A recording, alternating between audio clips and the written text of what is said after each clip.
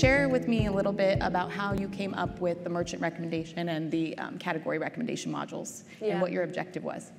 Yeah, so Afterpay has tens of thousands of merchants, and what's interesting is a large chunk of our customers we actually are acquired through a merchant. So about 70% of our new customers, which means they kind of hear about Afterpay as this thing at checkout. And so one of the things that we wanted to do was to drive ongoing engagement and adoption of our customer base through experiencing other merchants or continuing to purchase with Afterpay, which means downloading our app and then, as I said, getting exposure. And so when we think about our customers, there's obviously the people who are really high adopters, high users of Afterpay, but then there are people who are earlier on in their journey.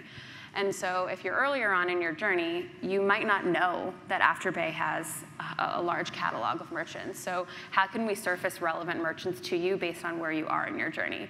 So if you are relatively new, how do we surface new merchants to Afterpay? If you are already using Afterpay, how can we show you merchants that you may not have known before, but that are relevant to you based on your shopping patterns? And so trying to translate the education of our merchants and their offerings to the customer where they are at their particular point in their journey with Afterpay.